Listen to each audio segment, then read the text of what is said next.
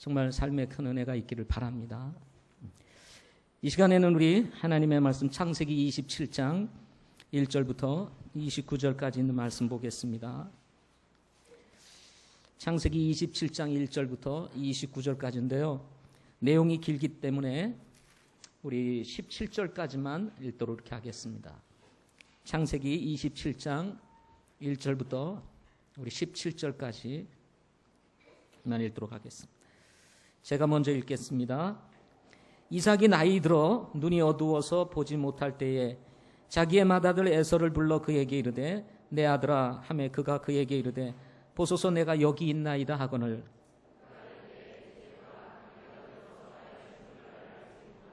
그런즉 이제 원하건대 내 무기 곧 내 화살통과 활을 가지고 들에 가서 나를 위해 사냥한 고기를 얼마 취하여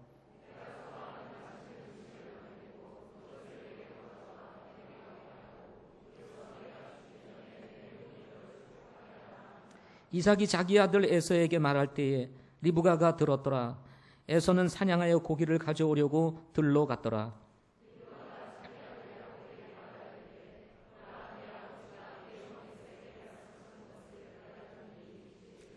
나를 위해 사냥한 고기를 가져다가 맛있는 음식을 만들어 내가 먹게 하고 내가 죽기 전에 주 앞에서 너를 축복하게 하라 하셨느니라.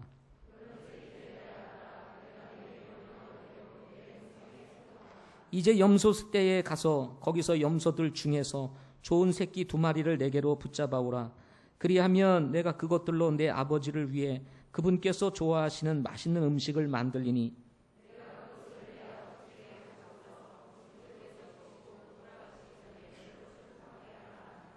야곱이 자기 어머니 리브가에게 이르되 보소서 내 형 에서는 털이 많은 사람이요 나는 민숭민숭한 사람인즉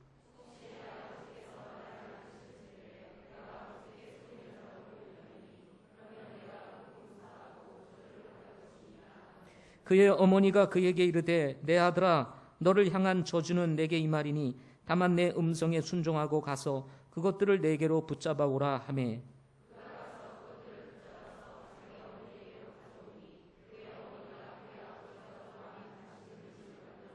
리브가가 자기가 맡아 집에 둔 자기 맏아들 에서의 좋은 옷을 취하여 자기의 작은 아들 야곱에게 입히고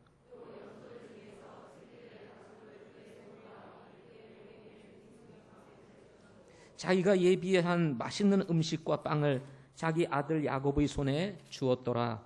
아멘. 기도하시겠습니다. 좋으신 아버지 하나님, 선하신 하나님, 존귀하신 하나님, 이 시간 저희들 예배로 모였습니다. 우리가 드리는 예배가 하나님이 기뻐하시는 예배 되게 하시고 하나님 중심의 예배 되게 하옵소서.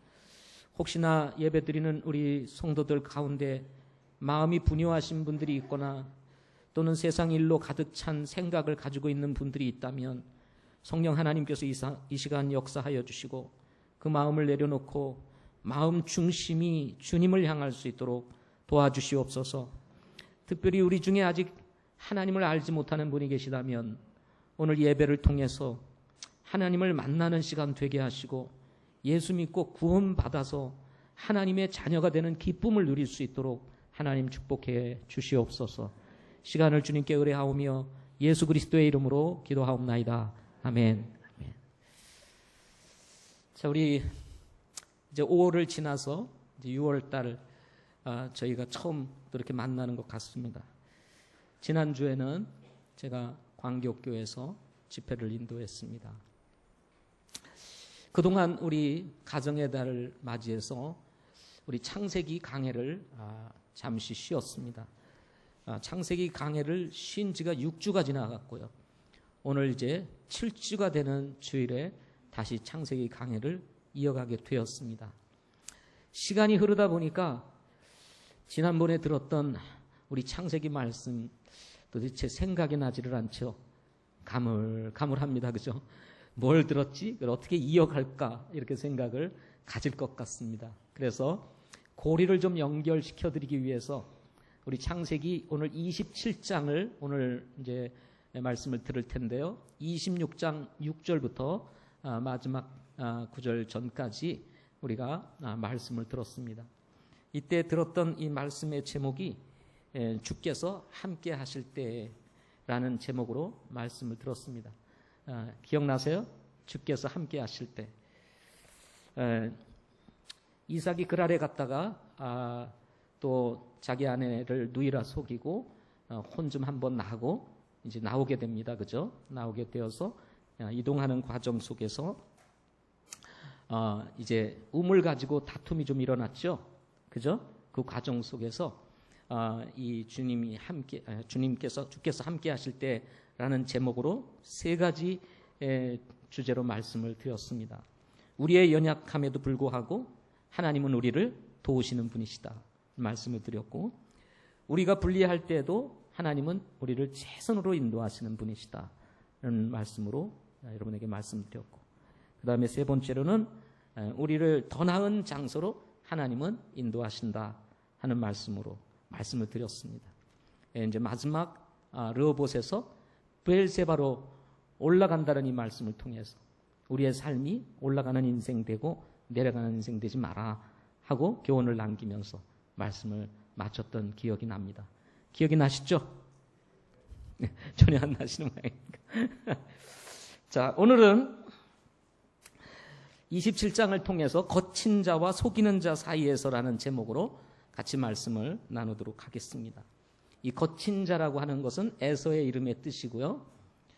그 다음에 속이는 자, 발꿈치를 잡은 자라고 하는 이름의 뜻을 가진 사람이 야곱입니다. 그래서 에서와 야곱 사이에서라고 하는 제목이라고 할 수가 있습니다.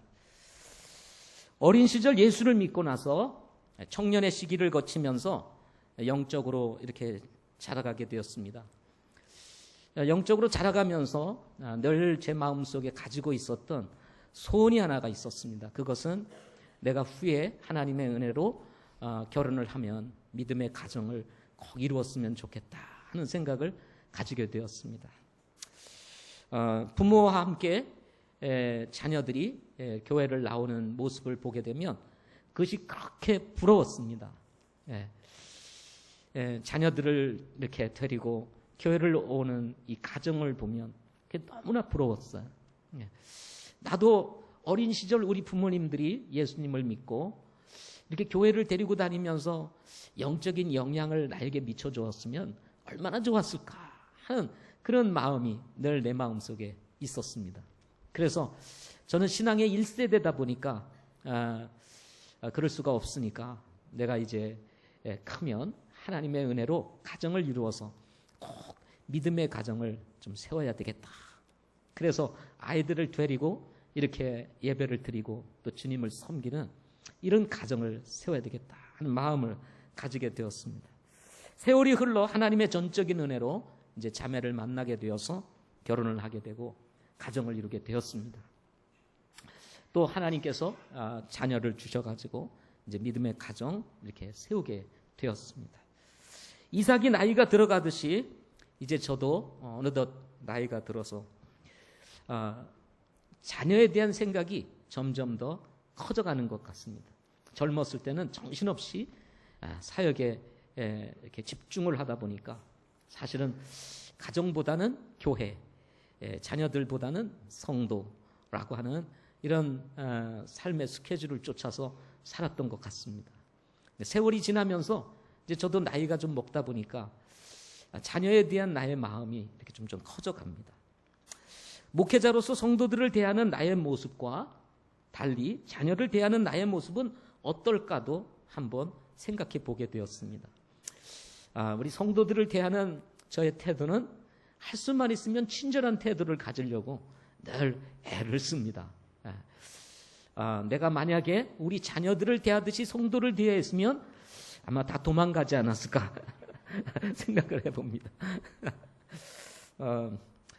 이런 것들을 한번 생각해 보면서 내가 너무 이기적이고 내중심적이고 그리고 참 육신적이구나, 정말 육신적이구나 하는 생각을 가지게 되었습니다. 신앙의 경륜이 쌓이고 나이가 들면 더 성숙할 것 같은데 꼭 그런 것만은 아닌 것 같습니다. 오늘 말씀해 보면 우리에게 잘 알려진 믿음의 한 가정이 나옵니다. 이삭의 가정입니다. 이삭의 가정은 가족이 모두 4명입니다. 아버지 이삭, 웃다라고 하는 웃음이라고 하는 이름의 뜻을 가지고 있죠. 그리고 어머니 리브가 정말 아름다운 여인이었습니다. 그래서 저는 이 성경에 있는 이야기를 이렇게 쭉 읽으면서 아브라함도 그랬고 그리고 이삭도 그런 것을 볼 때에 예수 믿는 사람들 그리고 이런 믿음의 사람들은 하나님께서 아내도 아름다운 여인들을 주시는구나 하는 생각을 가지게 됩니다. 아무도 안 웃으시네요.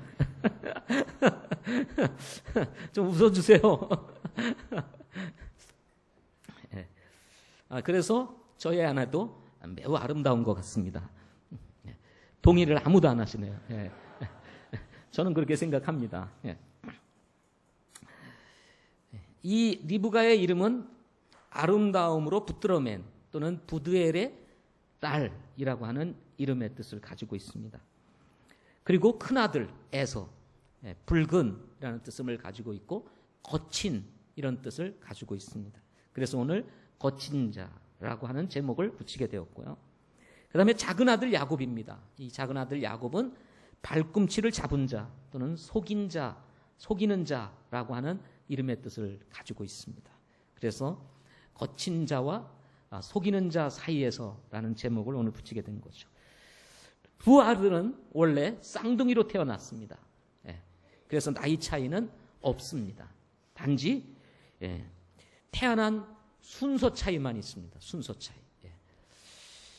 그 시간차가 얼마나 됐겠어요? 별 많이 차이 나지 않았을 것입니다. 그럼에도 불구하고 이 순서 차이는 장자와 차자라고 하는 엄청난 차이를 가져다 줍니다. 이것은 마치 하늘과 땅 차이라고도 말할 만큼 아주 큰 차이였습니다. 오늘 이뤄지는 이 이야기의 그 문제의 핵심은 바로 이 장자와 차자 사이에서 일어나는 문제였다고 말할 수 있을 정도로 아주 큰 차이라고 볼 수가 있는 것입니다.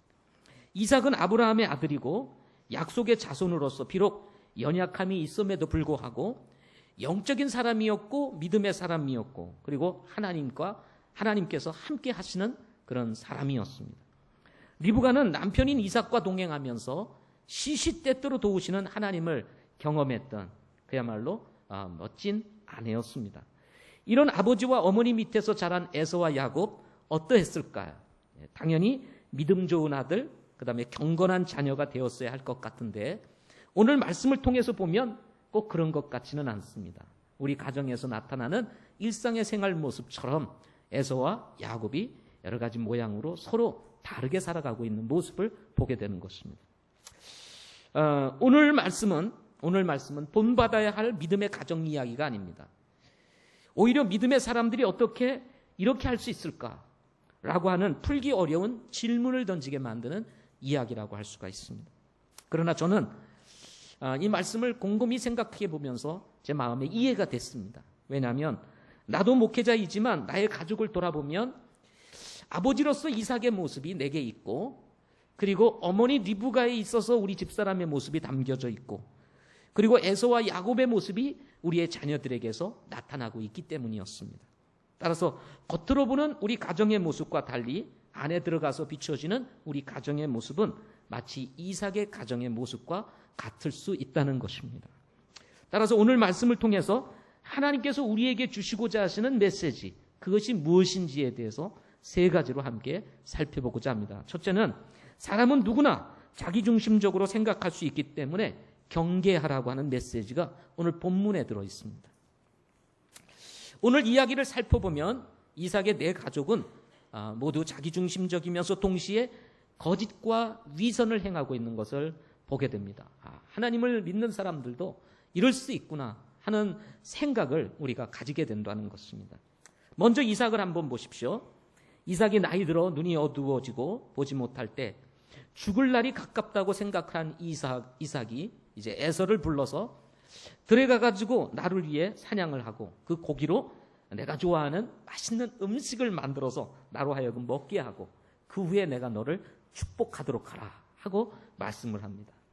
당시에 이스라엘 민족은 이 초기에서는 이 아버지가 축복의 권한을 가지고 있었습니다. 그래서 그 축복을 장자에게 주면 하나님께서 그 장자를 축복하시게 되는 이런 시대였습니다. 따라서 이제 이삭이 이제 나이 들어서 세상을 떠날 때가 가까웠을 때 내가 이제 에서에게, 장자인 에서에게 축복을 해야 되겠다 생각을 하고 늘 사냥한 고기로 맛있는 음식을 가져다 주었던 에서에게 이제 마지막으로 나를 위해서 사냥을 하고 그리고 나를 위해서 맛있는 음식을 만든 다음에 그것을 가지고 와서 나로 먹게 한 다음에 내가 너를 축복하겠다 하고 얘기를 합니다. 장자였던 에서에게 이삭이 축복하는 것은 매우 자연스럽고 당연한 것으로 받아들이기 쉽습니다. 그러나 창세기 25장 23절에 보면 리브가가 쌍둥이 에서와 야곱을 몸에 가졌을 때 이제 태어날 쯤에 돼가지고 보니까 이 두 놈이 이 안에서 서로 막 싸우는 것이었습니다. 뭔가 이렇게 뒤틀리고 막 꿈틀거리는데 이게 그냥 요동치는 게 아니라 뭔가 싸우는 듯한 아주 묘한 느낌이 이 리브가가 이 배에서 느꼈습니다. 그래서 이상하게 생각했던 이 리브가가 죽게 나아가서 묻습니다. 도대체 이게 뭡니까? 하고 물어요. 그랬더니 하나님께서 창세기 25장 23절 말씀을 통해서 이런 말씀으로 답을 주십니다. 두 민족이 내 태 속에 있노라. 두 종류의 백성이 내 뱃속에서부터 나뉘어지리라. 한 백성이 다른 백성보다 강하겠고 형이 동생을 섬기리라 하는 말씀이 기록이 됩니다. 그러니까 하나님께서 리브가에게 말씀하신 거야. 리브가야, 너는 쌍둥이를 가지고 있어. 그런데 이 쌍둥이가 태어나면 서로 나뉘어지게 되고 이 두 사람으로 인해서 두 민족이 생길 거야. 그리고 서로 나뉘어질 거야. 그런데 형이 동생을 섬기게 될 거야 하면서 형이 누구를 섬겨요? 동생을 섬기겠다는 것입니다. 이 말은 다른 말로 얘기하면 장자로서 복을 받아야 될 에서가 그 복을 누리지 못하고 그 복이 누구에게로 가겠다는 거예요? 야곱에게로 가겠다고 하는 것을 이미 하나님께서 말씀을 해주셨던 것입니다. 자, 이 말씀을 통해서 형이 동생을 섬기게 될 것이라는 것을 리브가도 알았고 그리고 이삭도 알았을 것이라는 것입니다. 자, 그렇다면 하나님의 계획과 섭리 그리고 하나님의 주권 속에서 하나님께서 이미 야곱을 축복하실 것이라고 말씀을 했다면 이삭은 마땅히 자신의 이제 죽을 때가 가까웠을 때 이 하나님의 말씀을 기억했다면 이삭은 누구를 축복했어야 될까요? 그것은 마땅히 야곱을 축복했어야 할 것입니다. 아버지의 심정을 가지고는 에서를 축복했어야 되지만 하나님의 입장에서는 에서가 아니라 누구를요? 야곱을 축복했어야 했다는 것입니다. 그러나 이삭은 죽음을 앞에 두고 평소에 늘 사냥감을 가져다가 그 짐승으로 맛있는 음식을 만들어서 가져다 줬던 이 에서를 너무나 사랑했고 자신의 입맛을 늘 즐겁게 하는 이 에서를 장자로 생각하고 하나님께서 말씀하셨던 이 모든 것들은 다 뒤로 한 채 에서를 축복하려고 했다는 사실이었던 것입니다. 이것은 이삭이 믿음의 사람으로서 가져야 될 태도는 아니었다는 것입니다. 이삭이 가져야 되는 것은 자기 중심이 아니라 누구 중심이어야 됐습니까? 하나님 중심이어야 했습니다. 중요한 것은 하나님의 뜻이고 하나님의 계획이었습니다. 그럼에도 불구하고 이삭은 자기가 사랑하는 에서를 축복하려고 했다는 사실인 것입니다. 그런가 하면 리브가는 어땠을까요? 창세기 25장 28절 말씀을 보게 되면 리브가는 야곱을 사랑했다 하는 말씀이 나오게 됩니다. 따라서 리브가는 에서를 편애하는 이삭을 보면서 동시에 또 자신이 편애하고 있는 야곱을 생각하면서 이 장자가 받아야 될 이 에서의 축복이 혹시나 에서를 사랑하는 이삭으로 인해서 에서를 축복할까 봐 늘 마음에 염려를 하고 있었던 어머니였습니다. 따라서 늘 이 이삭과 이 에서의 동향을 살피면서 기회가 되면 이 에서가 받아야 할 이 장자의 축복을 누가 받도록? 야곱이 받도록 해야 되겠다 하는 생각을 늘 마음에 품고 있었습니다. 어느 날 이삭이 에서를 불러 자신을 위해 사냥한 짐승으로 음식을 만들어 먹게 한 후 축복하겠다는 아버지와 이 큰 아들의 비밀스러운 이야기를 엿듣게 되었습니다. 여기서 이 본문 말씀을 보게 되면 들었다는 말씀이 나오게 됩니다. 자, 우리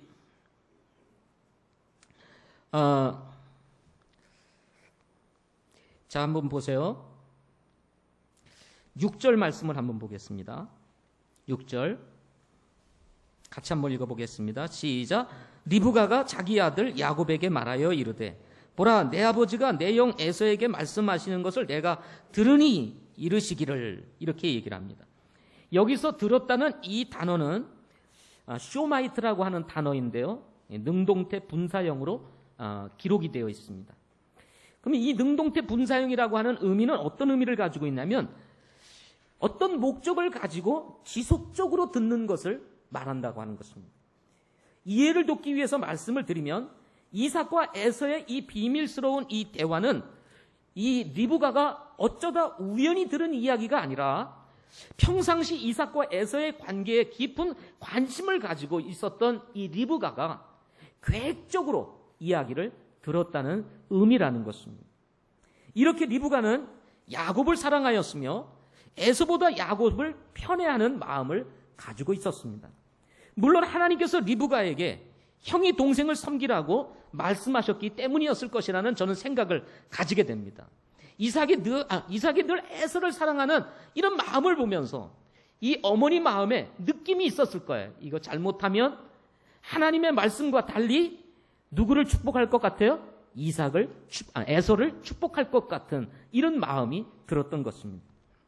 이런 사실 때문인지 이삭은 에서를 축복해야 하는 상황에서도 아내 리브가와 상의하지 아니하고 일방적으로 에서를 조용히 불러서 내가 너를 축복하겠다고, 나를 위해서 사냥을 하여 맛있는 음식을 가져오라고 이렇게 이야기를 합니다. 리브가도 마찬가지였습니다.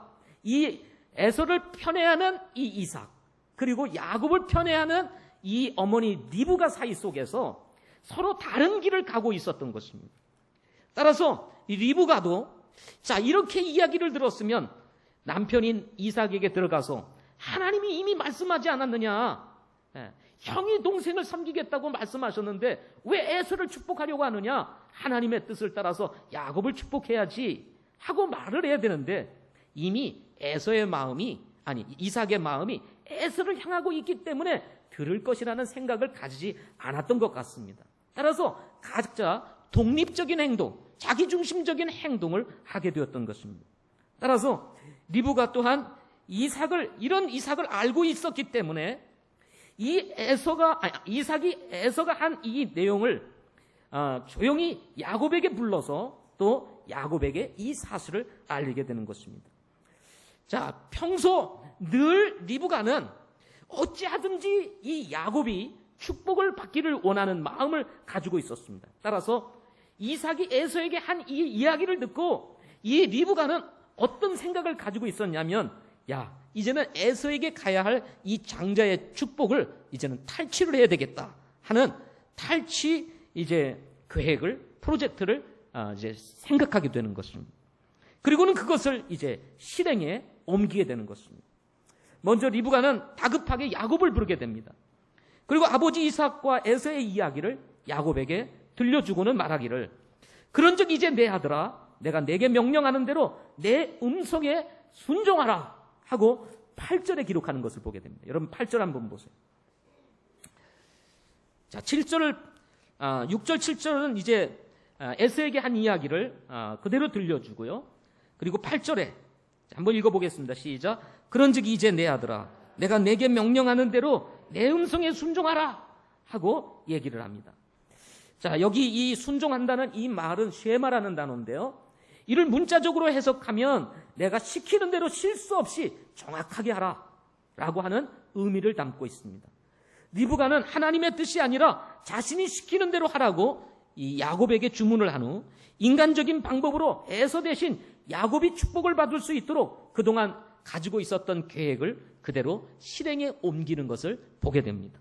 그 내용을 잠시 보게 되면 먼저 야곱에게 이렇게 지시를 합니다. 너는 가서 염소떼에게 가서 아주 좋은 새끼 2마리, 무슨 새끼 2마리요? 좋은 새끼들, 나쁜 새끼 말고 좋은 새끼 2마리를 가져오라고 이렇게 이야기를 합니다. 그야말로 최선의 것으로 그야말로 양질의 고기를 준비해서 이삭의 마음을 얻으려고 하는 것을 보게 되는 것입니다. 9절의 말씀이 나오고 있습니다. 그리고는 리브가가 야곱에게 얘기를 합니다. 그걸 가지고 오면 내가 아버지를 위해서 맛있는 음식을 만들겠다고 얘기를 합니다. 그리고는 10절에 보면 그것을 내 아버지에게 가지고 가서 이삭이 그것을 먹고 돌아가시기 전에 너를 축복하게 하라 하고 이야기를 하는 것을 보게 됩니다. 이때 야곱은 거짓말이 들통나는 것이 두려워 어머니에게 이렇게 이야기를 합니다. 형은 털이 많고 나는 민숭민숭한 사람인데 아버지가 나를 만지시면 다 하실 텐데 잘못하면 복이 아니라 내가 저주를 받을 것이 아닙니까? 하고 이야기를 합니다. 그러나 어머니 리브가는 아주 치밀하게 이미 오래전부터 계획을 세우고 있었기 때문에 이런 문제까지 해결에 관련된 묘안도 다 가지고 있었습니다.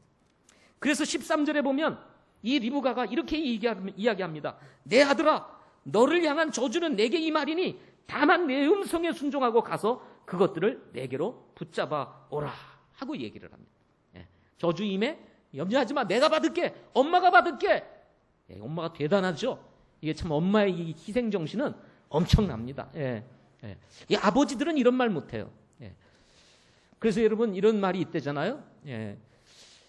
전쟁터에서 막 이제 막 총이 날라오고 막 그런데 아들이 이제 총에 맞았어요. 그럼 엄마는 어떻게 하냐면 아들아 하고 달려가서 감싸는데 아버지는 도망간답니다. 아무튼 자, 이 저주 내가 받을게 이렇게 이야기를 했습니다. 그러니까 너는 염려하지 말고 내가 하는 말에 순종해라 하고 얘기를 했습니다. 그래서 이 야곱은 어머니의 말씀을 조차 이제 우리에 가서 아주 좋은 새끼 염소 2마리를 이제 가져오게 됩니다.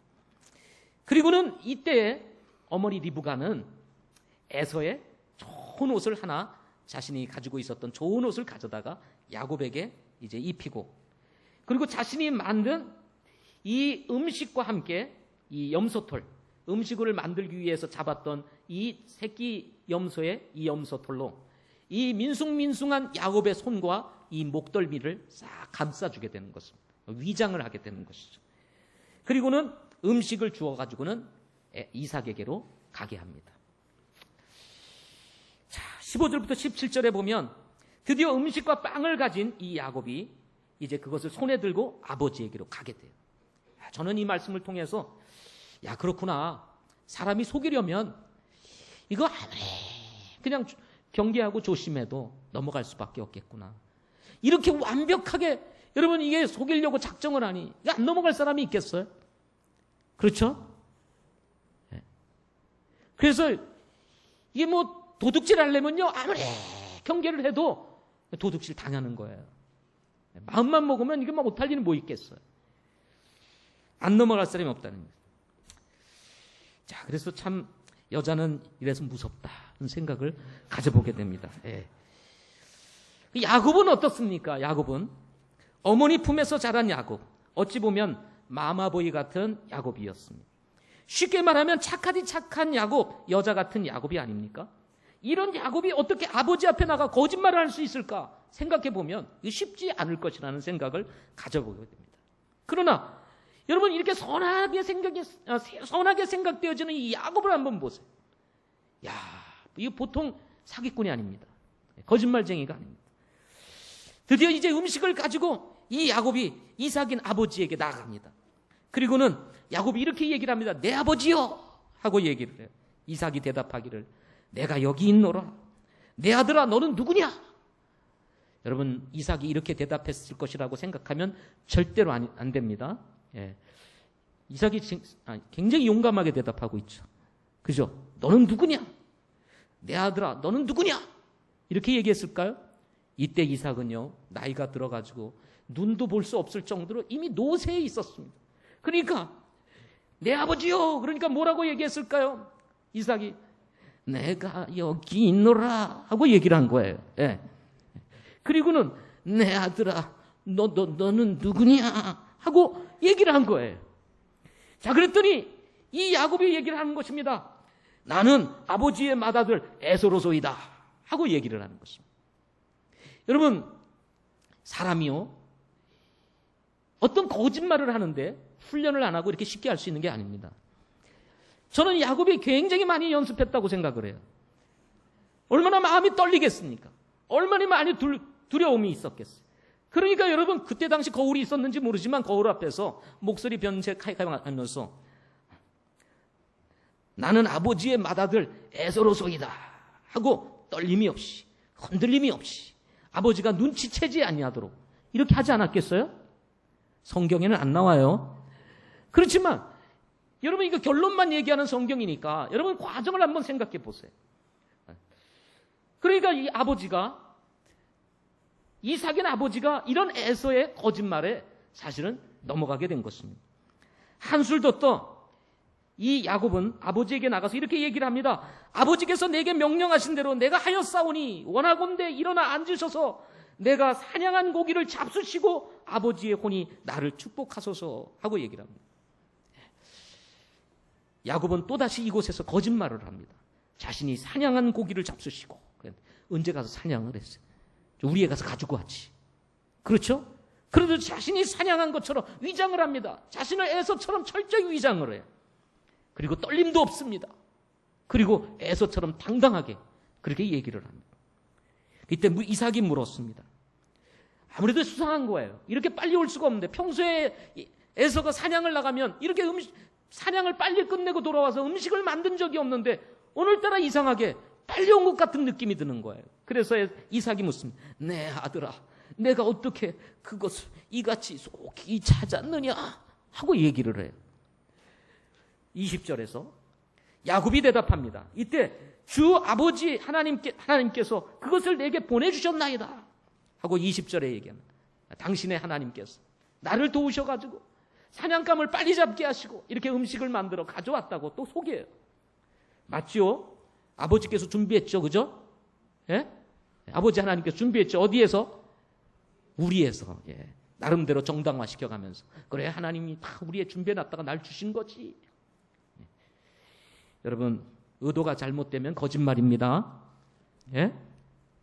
이때 이삭이 야곱에게 말하기를, 내 아들아, 원하건대 가까이 오라. 내가 내 아들 에서인지 아닌지 알아보기를 위해 내가 너를 만져보리라 하고 얘기를 해요. 그래서 야곱이 이제 아버지에게 가까이 갑니다. 손을 내밀어 봐라. 그랬더니 손을 탁 내밀니다. 이미 이게 염소털로 감싸고 있으니 털이 북실북실하게 있지 않을 겁니까? 여기 만져보니까 뭐예요? 에서예요. 일로 와봐라. 그리고는 이게 여러분 상상을 좀 해보세요. 예. 이삭이 지금 눈이 어둡다 그랬죠. 근데 눈은 뜨고 있었을까요? 감고 있었을까요? 우린 눈이 어둡다 그러면 이렇게 감습니다. 감으면요, 감고 있구나, 아무것도 못 보겠지 이렇게 생각하는데 이삭은 감고 있지 않았어요. 안 보일 뿐이지. 떴는데 못 보이는 거예요. 얼마나 떨리겠어요. 이렇게 떠고 있어요. 근데 안 보여요. 그럼 보면 어떡하나. 두렵지 않을까요?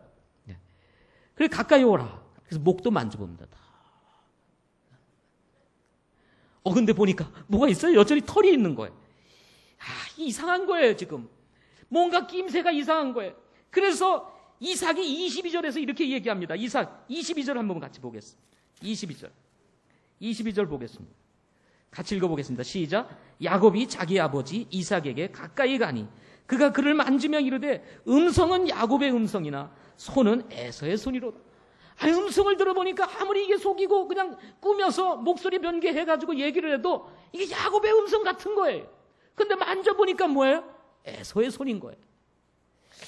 이게 이상하다 뭐 이러면서 이제 그래, 네가 음식 가지고 왔냐? 그래서 음식을 가지고서 이제 먹게 되는 거예요. 자, 이 음식을 먹습니다. 음식을 먹게 맛있게 먹고 난 이삭이 먹으면서도 이게 아닌 것 같은데, 이게 평소에 이게 에서가 이게 하는 일이 아닌데 생각이 자꾸 드는 거예요. 다 먹고 나서 또 묻는 겁니다. 안 되겠다 싶어가지고 먹고 나서, 음식 먹고 나서 지금 야곱에게 묻는 거예요. 내가 참으로 내 아들 에서냐? 하고 물어요. 정말 에서 맞아?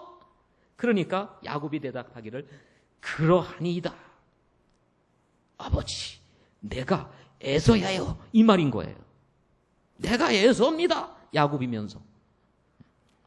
이삭이 말하기를, 마지막 테스트를 합니다. 그래도 뭔가 미심쩍어. 그래서 어떻게 합니까? 내 아들아, 이제 가까이 와서 내게 입을 맞추라 하고 가까이 오게 합니다. 지금 이삭의 마음에는 단순히 입을 맞추기 위한 것이 아니었습니다. 뭐예요? 냄새를 맡고 싶었습니다. 이놈이 진짜 들사람 에서인지 아니면 야곱인지 마지막으로 테스트하고 싶었던 거예요. 그래서 야곱이 어떻게 합니까? 아버지에게 가까이서 아버지 하고 했더니 어떻게 이삭이 어떻게 했습니까? 입을 맞추는 듯 하면서 냄새를 맡는 거예요. 냄새를 맡는데 이미 리브가가 그런 것도 다 알고 누구의 옷을 입혀놨어요? 에서의 옷을 입혀놨습니다. 냄새가 누구의 냄새가 나요? 들사람 에서의 냄새가 나는 거예요. 에서가 맞구나 하고는 이제 그를 축복하게 되는데, 우리 27절 말씀에 보면 이런 말씀을 합니다. 이삭이 보라, 내 아들의 냄새는 주께서 복 주신 들의 냄새와 같도다. 에서가 맞구나 하고 이 이삭이 결론을 내리게 되는 것입니다. 그리고는 야곱을 축복합니다. 28절 29절 말씀을 축복하는 내용을 한번 보도록 하겠습니다. 자, 드디어 이제 장자의 축복을 에서에게 하는 것이 아니라 이제는 야곱에게 주게 되었습니다. 자, 한번 같이 읽어보겠습니다. 시작. 그러므로 하나님께서 하늘의 이슬과 땅의 기름짐과 풍성한 곡식과 포도즙을 내게 주시기를 원하노라. 백성이 너를 섬기고 민족들이 내게 절하리니 내가 내 형제들의 주가 되고 내 어머니의 아들들이 내게 절하며 너를 저주하는 자는 다 저주를 받고 너를 축복하는 자는 복을 받기를 원하노라 하는 말씀을 합니다. 자, 오늘 제가 이 마지막 구절, 이 지금 읽었던 이 말씀은 오늘 여기서 제가 마무리하고 더 이상 언급을 안 합니다. 그러니까 한번 잘 들어보세요. 이 축복은 크게 세 가지로 나타납니다. 하나는 물질적인 축복이고, 두 번째로는 지도자로서 야곱을 하나님이 축복하신다는 내용을 담고 있고요. 세 번째로는 영적인 축복이었습니다. 자, 이런 축복을 드디어 이삭으로부터 장자의 축복을 야곱이 받게 되었던 것입니다. 그러나 이 축복을 받은 것은 사실이지만 이 받는 과정 속에서 이 야곱은 거짓과 위선으로 가득 찬 그러한 행동을 보였다는 사실을 보게 되는 것입니다. 잠언 12장 22절 말씀을 보게 되면 거짓말하는 입술은 주께 가증한 것이라고 성경은 이야기를 합니다. 비록 목적은 선할지라도 그 수단이 정당화될 수 없다는 이 사실 앞에서 결국 이 야곱이 뭐를 행해요? 거짓을 행하게 되었던 것을 보게 되는 것입니다. 자, 여러분, 이것이 좋은 모습은 아닙니다. 그러면 에서는 어떠했습니까? 25장 말씀에서 드렸던 것처럼 에서는 세속적인 사람이었습니다. 영적인 것에 관심이 없었습니다. 따라서 자신의 장자권에 대해서 장자권을 가볍게 생각을 했습니다. 당장 자신의 허기진 배를 채우는 것이 더 중요하고도 생각한 그는 그야말로 팥죽 한 그릇에 장자권을 팔아먹은 그야말로 육신적인 사람이었을 뿐만 아니라 자신이 가지고 있는 이 장자의 엄청난 권리를 그야말로 아주 가벼운 것으로 팔아넘겨버리는 어리석은 사람이기도 하였습니다. 그럼에도 불구하고 에서는 아버지의 사랑을 받는다는 사실 하나만으로 장자의 축복을 받을 것이라고 생각을 하고 늘 장자의 꿈을 꾸고 있었다는 것입니다. 결국 그는 야곱에 의하여 장자의 축복을 탈취당하고 30절 이하를 보게 되면 통곡을 하며 자신을 위해 남은 축복은 없느냐고 아버지 이삭에게 구걸하는 것을 보게 되는 것입니다. 이런 에서가 자신의 어리석음을 깨닫고 사실은 이것은 잘못된 것이야, 내가 잘못한 것이야 하고 깨닫고 주님 앞에 돌이켜야 하는 것이 어찌 보면 영적인 코스인데도 불구하고 오히려 41절에 의하면 아버지가 죽은 후에, 세상이 떠난 후에는 내가 이 야곱을 죽이겠다고 이렇게 마음에 결정을 내리게 되는 것을 보게 됩니다. 여러분, 얼마나 무서운 얘기입니까? 형이 동생을 죽여버리겠다는 거예요. 이것이 바로 이삭의 가정의 모습이었습니다. 아브라함의 믿음을 계승하고 예수님으로 이어지는 혈통이 되었던 이삭의 가정이 어떻게 이럴 수 있을까 싶을 정도인 것입니다. 그러나 이런 모습은 이삭의 가정 모습만은 아닐 것입니다. 우리의 가정들 안에서 나타나는 연약한 모습일 수 있다는 것입니다. 그렇다면 이런 메시지가 주는 두 번째 교훈은 무엇일까요? 두 번째는 믿음의 사람들이라 할지라도 잘못된 행동과 결정에 대해서는 반드시 대가를 지불해야 한다는 메시지인 것입니다. 에서가 사냥에서 돌아와 음식을 만들어 왔을 때 지금까지 있었던 리브가와 야곱의 일이 다 드러나게 됩니다. 거짓이 다 드러나게 된 거예요. 이미 에서에게 가야 할 축복은 누구에게로 가 있었습니까? 야곱에게로 가 있었습니다. 에서가 돌아와 아버지에게 음식을 만들어 갔을 때, 아버지 이제 음식을 잡수시고 나를 축복하세요 하자. 그럼 너는 도대체 누구냐? 그랬더니 아버지 내가 에서입니다. 아니 그럼 이미 나에게 복을 받은 자는 누구냐? 그랬더니 그것이 야곱이었던 것입니다. 자신이 앞서 행했던 일이 정말 거짓이었고 잘못된 것이라는 사실을 알게 되었던 이 이삭은 33절 말씀에 보게 되면 이삭이 몹시 심하게 떨며 이르되 누구라고 하고 얘기를 합니다. 얼마나 큰 충격이 되겠습니까? 도대체 누가? 라고 하는 이런 심하게 떨리며 소리치는 이런 모습을 우리는 보게 되는 것입니다.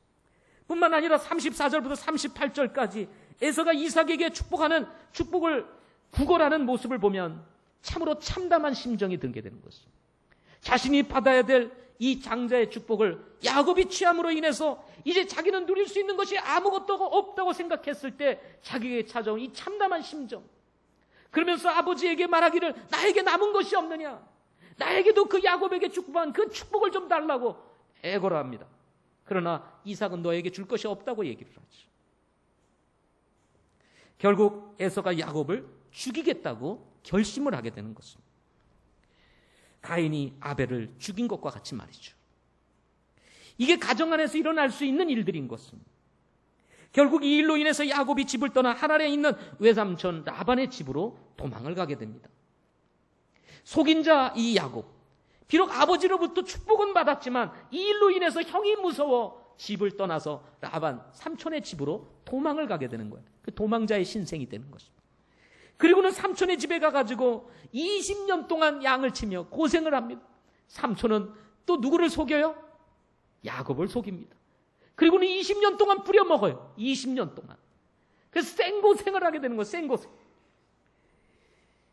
자, 속이면 또 속임을 당하는 겁니다. 여러분 기억하십시오. 그렇기 때문에 우리는 진실해야 합니다. 아멘. 예. 이렇게 집을 떠난 야곱이 20년 후에 이제 집으로 돌아오게 됩니다. 자신의 식솔들을 데리고 집으로 돌아오는데 이 야곱에게 있어서 가장 그리운 사람은 누구였을까요? 야곱이 보고 싶었던, 집으로 돌아오면서 보고 싶었던 사람 누구였을까요? 어머니 리브가였을 것입니다. 자신을 위하여 저주를 받으면서까지라도 내가 너를 축복하고 싶은 심정으로 에서가 받아야 될 이 장자의 축복을 야곱에게 받게 했던 어머니, 그 어머니를 얼마나 보고 싶었겠어. 늘 어머니 품에서 자랐던 이 야곱, 그 어머니 얼마나 뵙고 싶었어. 20년 동안 헤어져 있으면서 늘 그리워했던 어머니. 그러나 야곱이 돌아왔을 때 이 어머니 리브가는 어떻게 됐을까요? 이미 세상을 떠나고 말았습니다. 결국 집을 나간 이후 이 야곱은 어머니로부터 이 땅에서 영원히 이별을 하게 되었던 거죠. 히브리서 12장 6절 말씀에 보면 주께서 사랑하는 자를 칠히 징계하시고 자신이 받아들이는 아들마다 채찍질 하신다는 이 말씀을 통해서 예수 믿는 사람들이라 할지라도 잘못된 것에 대해서는 반드시 하나님께서 징계하신다는 말씀을 기록하고 있는 것입니다. 아무리 의도가 선하다 할지라도 여러분 수단은 정당화될 수 없다는 이 사실을 우리는 잊지 말아야 되는 것입니다. 성경이 이런 내용을 기록하고 있는 것은 지금 성경을 읽는 사람들이라 할지라도 이 말씀을 통해서 우리가 어떤 교훈을 받아야 되는지에 대한 메시지를 우리에게 전해주고자 하는 것입니다. 따라서 하얀 거짓말은 없다는 사실을 기억하십시오. 거짓말은 항상 거짓말이고 위선은 항상 위선인 것입니다. 의를 위해서 행한 거짓을 정당화할 수는 없다는 것입니다. 우리는 자칫 어쩔 수 없는 일이라고 생각을 하면서 거짓을 행할 때가 있습니다. 주님을 사랑하고 섬김에도 불구하고 삶이 복잡해지는 이유라고 저는 생각을 합니다. 우리가 주님 사랑해요. 주님 섬겨요. 믿음의 길을 가고자 애를 씁니다. 그럼에도 불구하고 삶이 복잡해집니다. 그것은 왜 그럴까요? 혹시나 여러분 의도는 좋을지라도 수단이 잘못됨으로 인해서 우리의 삶이 복잡해질 수 있다는 것입니다. 혹시 이런 오류에 빠져 있지는 않습니까? 좋은 대학에 가서 앞으로 선한 영향을 미치는 사람이 되겠다고 생각을 하면서 오늘 예배를 빠지는 것, 여러분 정당화될 수는 없는 것입니다. 우리 학생들 기억해야 합니다. 비록 오히려 어떤 면에서는 우리가 좋은 대학에 들어가지 못한다 할지라도 하나님 앞에서 드려야 될 예배를 드리는 것, 오히려 그것은 하나님이 기뻐하시는 일입니다. 좋은 대학에 가는 것이 성공의 전부는 아닙니다. 여러분, 성공은 하나님의 손에 달려있는 것입니다. 때때로 우리 직장을 다니는 우리 성도들도 여러 가지 직장 일로 인해서 예배에 빠질 수 있습니다. 심정적으로는 충분히 이해가 됩니다. 그러나 하나님 편에서 볼 때는 그것은 정당화될 수 있는 것이 아니라는 것입니다. 이해는 돼요, 목회자로서. 그렇지만 우리는 신실하신 하나님, 우리와 함께 하시는 하나님, 우리의 삶의 주권을 가지고 인도하시는 하나님께서 우리를 어떻게 인도하실 것인지를 경험하기 원한다면, 그럴지라도 우리는 하나님과 우리의 관계를 바로 세울 필요가 있다는 것입니다. 따라서 수평적 관계도 중요하지만 더 중요한 것은 수직적인 관계, 하나님과 우리의 관계가 중요하다는 사실을 우리는 잊지 말아야 합니다. 세 번째로는 하나님께서는 사람의 잘못과 상관없이 자신의 뜻은 반드시 이루신다는 것입니다. 리브가의 행동, 야곱의 행동 분명 잘못된 것입니다. 그러나 야곱이 이삭의 축복을 받아야 하는 것은 원래 하나님의 계획이었습니다. 비록 야곱이 비열한 방법으로 장자의 축복을 받았지만 야곱이 장자의 축복을 받은 것은 원래 하나님의 계획이었고 뜻이었기 때문에 야곱의 행위와 상관없이 하나님께서는 야곱이 받은 그 축복을 인정하셨다는 것입니다. 우리는 이러한 이야기를 성경에서 자주 찾아볼 수가 있습니다. 이집트에 내려갔던 아브라함도 마찬가지입니다. 이집트에 내려가지 말라고 했던 하나님의 말씀을 뒤로한 채 그는 기근을 피해 이집트로 내려갔습니다. 그리고 자기의 아내를 혹시나 그 아내 때문에 자신의 생명이 위험할까 봐 아내를 누이라고 속입니다. 바로는 이 사실을 알고 어여쁜 이 사라를 자신의 아내로 취하기 위하여 리브가를 취하게 됩니다. 그때 하나님은 아브라함의 삶에 개입하셔서 그 아내를 건져내시죠. 분명 아브라함은 잘못했습니다. 그는 아내를 누이라고 속였습니다. 그리고 아내를 바로에게 빼앗길 수 있는 위기 상황에 들어갔습니다. 하나님의 도우심이 없었다면 어떻게 되었을까요? 이삭도 마찬가지입니다. 그러나 내려갔을 때 똑같이 아버지와 같은 행동을 하게 되는 것입니다. 이런 사실을 비춰볼 때 야곱은 사기꾼이며 거짓말쟁이였습니다. 그럼에도 불구하고 하나님께서 야곱을 쓰신 이유가 어디에 있을까요? 이는 전적인 하나님의 은혜라는 것입니다. 우리 또한 온전한 사람 누가 있을까요? 권모 술수가 난무하는 세상에서 우리 또한 거짓과 위선에 빠져 있을 때가 많지 않습니까? 저도 마찬가지입니다. 제가 이곳에서 하나님의 말씀을 전달하지만 그렇게 살지 못하는 가운데에서도 마치 그렇게 살아야 되는 것처럼 말해야 되는 위선이 내게 있을 수 있고 거짓이 내게 있을 수 있다는 것입니다. 아니, 있었습니다.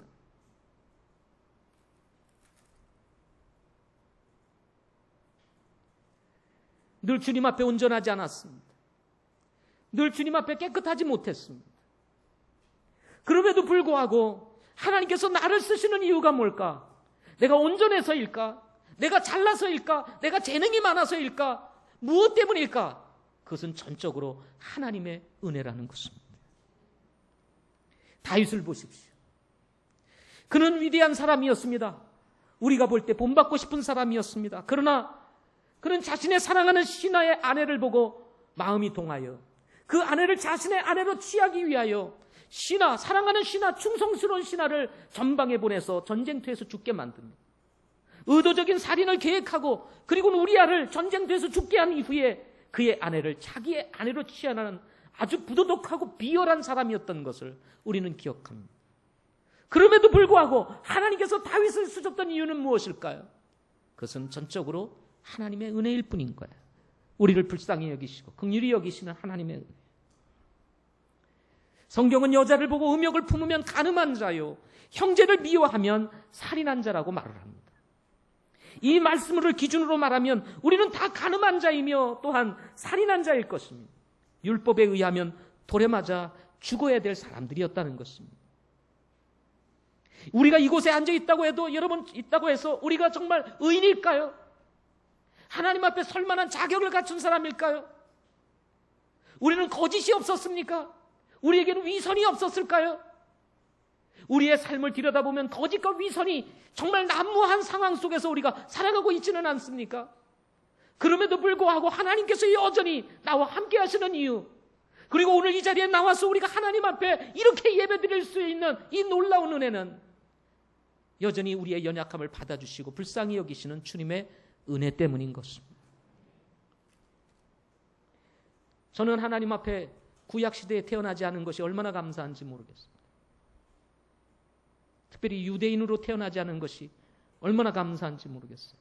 내가 구약시대에 유대인으로 태어났다면 저는 부정한 사람이 되고 말았습니다. 저 같은 사람은 부정한 사람으로 취급이 되었어요. 예루살렘에 머물러 있을 수도 없고 사람들과 함께 어울려 지내기도 쉽지 않은 사람이었어요.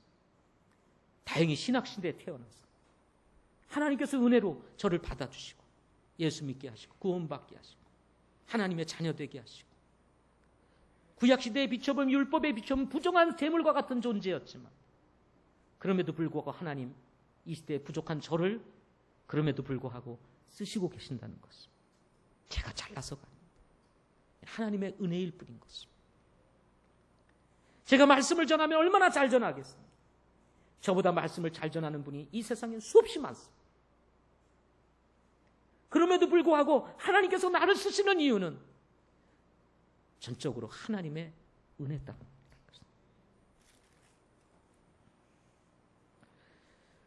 그러나 오늘 메시지를 통해서 우리가 반드시 알아야 될 영적인 진리가 하나가 있습니다. 그것은 하나님의 절대적인 섭리와 주권을 우리는 인정하며 살아야 한다는 것입니다. 이삭의 가정이 오늘 이렇게 정말 풍지박산이 나고, 그리고 가정이 참으로 이렇게 참담한 가정으로 이렇게 떨어지게 되었던 그 배경에는 아버지 이삭이 하나님의 섭리 가운데 형이 동생을 섬기리라고 하는 이 말씀에 순종하지 아니하고 편애하는 아들 에서에게 장자권을 주려고 하는 의도로부터 시작됐다는 사실을 우리는 발견하게 됩니다. 에서 또한 이 사실을 알고 있었을 것입니다. 형이 동생을 섬기리라. 이것이 하나님의 계획이고 섭리라는 사실을 알았다면 비록 자신이 장자였지만 그럼에도 불구하고 하나님의 섭리 가운데 하나님이 가지고 계시는 그 주권에 순종하기를 본인이 선택을 했다면 동생을 죽이겠다는 이러한 마음과 그것으로 인해서 동생이 또한 도망을 가야 하는 이런 문제들은 생기지 않았을 것입니다. 또한 에서를 향한 이삭의 편애로 인하여 리브가는 어찌하든지 자신의 아들 야곱에게 장자의 축복을 허락하고자 치밀한 계획 속에서 거짓 세행함으로 인해서 그는 사랑하는 아들과 함께 지낼 수 없는 가슴 아픈 사연을 지니고 세상을 떠나게 되는 이런 일들을 보게 되는 것입니다.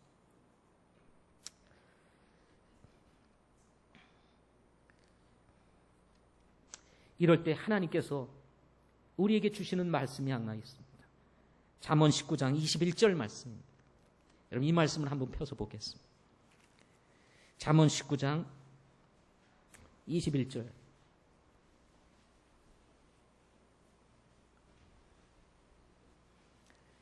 잠언 19장 21절.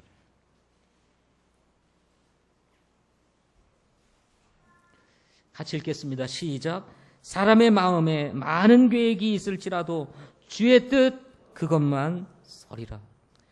사람의 마음에 많은 계획이 있을지라도 리브가의 계획, 이삭의 계획, 에서의 계획, 많은 계획이 있습니다.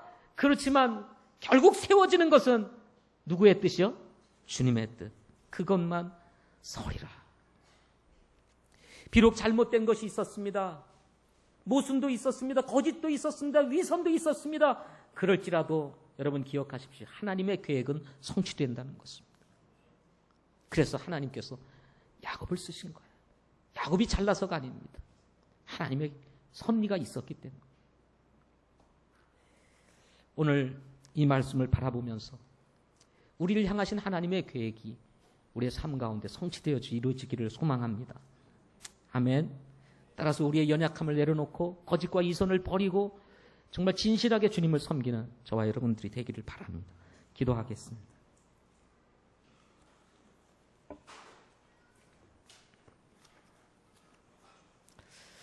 살아계신 아버지 하나님 감사합니다. 믿음의 가정인 것 같이 보였던 이삭의 가정을 들여다보니 참 자기중심적이며 동시에 거짓과 위선이 가득했던 모습을 보게 되고, 이로 인해서 참 가족이 분열되고 나뉘어지는 이 가슴 아픈 이야기를 오늘 말씀을 통해서 들었습니다. 그러나 이것은 이삭의 가족만의 이야기가 아니라 우리의 이야기일 수 있습니다. 하나님, 우리 자신을 각각 살피게 하시고 우리의 거짓 위선을 버릴 수 있게 하시며 내중심적인 사고를 버리고 하나님의 뜻이 어디에 있는지 살필 수 있는 믿음의 성도들이 될 수 있도록 인도해 주시옵소서. 그럼에도 불구하고 여전히 하나님의 은혜 가운데 우리가 산다는 사실을 알게 하시고, 아버지 하나님, 주님 바라보고 주님 섬기며, 그리고 아버지 하나님 겸손하게 주님을 따라가는 우리 믿음의 성도들 되게 해 주시옵소서. 예수님의 이름으로 기도드립니다. 다 같이